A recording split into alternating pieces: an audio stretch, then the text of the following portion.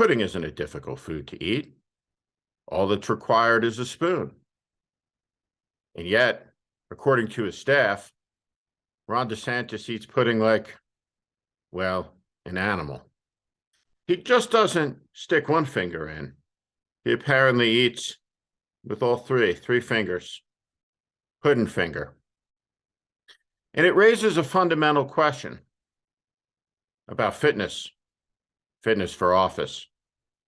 Now, most of the American political media leads cloistered lives, living in a geographic bubble between New York City and Washington, D.C.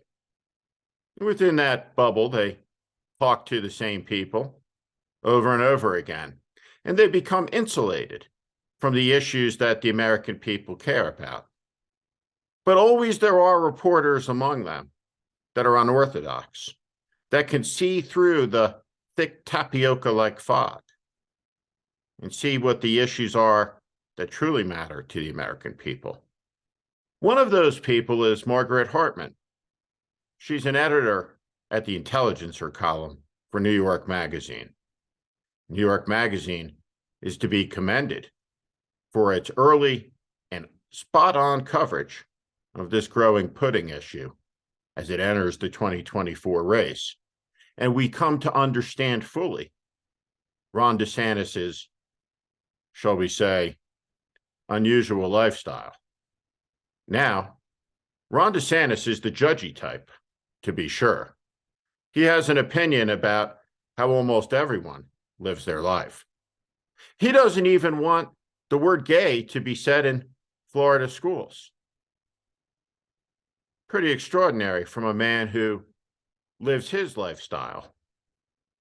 Not in secret, but apparently in the open, in front of the people who work for him. He eats pudding with his fingers. Now, Ron DeSantis also has some interesting sartorial sensibilities. Here he is in these white pull-up rubber boots, inspecting the hurricane. Can you imagine having just lost your house and all of your possessions and seeing this man with white boots and mom jeans, vest, and pudding fingers coming at you? Shocking. Now, I must admit to a guilty pleasure from time to time, a fantasy, if you will. My fantasy is that I'm sitting at the table with the entire Trump team at the meeting where the nicknames are laid down. Oh, what a thing it would be to be there, to hear Donald Trump himself roll through them off the top of his head, his insanity incandescent, to see Ron DeSanctimonious hit the wall and fall flat, and to see the sunburst when they realized the perfect nickname for Ron DeSantis, pudding finger. But whether he loves pudding or puddin, the fact remains, it's a savory dessert that Ron DeSantis eats with his fingers.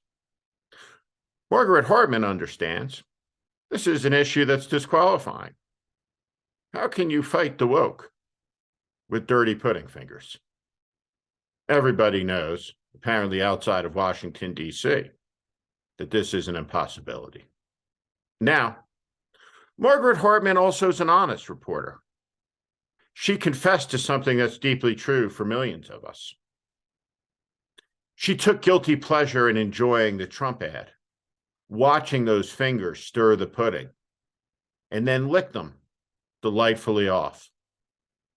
Dirty pudding fingers is something that can bring America together, apparently.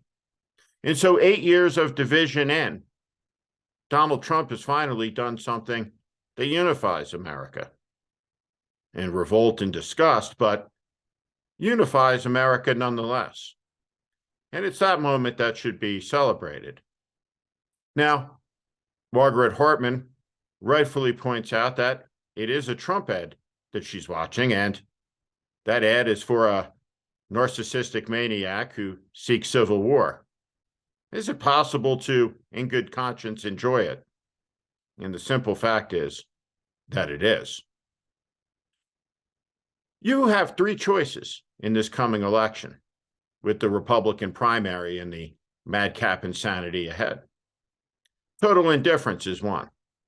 That just doesn't work out for me and millions of others. The second is to root against everybody. And the third is to root for everybody. The thing about both is they're really the same when you think about it. So you don't have to be for Trump to root for Trump's ad against DeSantis. You can be against both of them or for both of them, so long as you get to enjoy the pudding ad, no matter how you pronounce it. Again, it just rolls off the tongue, a pleasing word, even if it is a slightly disappointing dessert, though savory and edible nonetheless, all over the world. Now, here's the thing. Imagine Ron DeSantis as president and him sticking out his pudding finger paw to meet Xi Jinping or Emmanuel Macron, or even, God forbid, the Queen Consort Camilla. It would be a cause for national embarrassment and shame.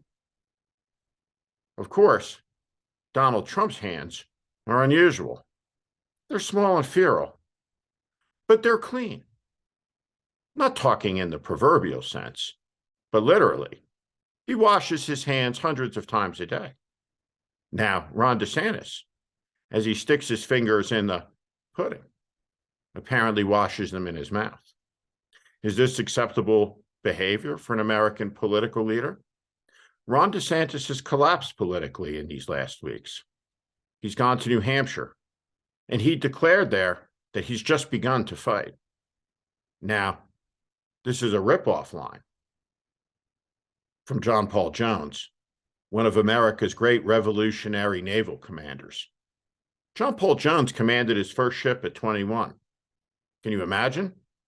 He was 32 years old in command, outnumbered by British vessels, when he said those words before a heroic American victory. Do you know how you become captain of a naval vessel in the Revolutionary War?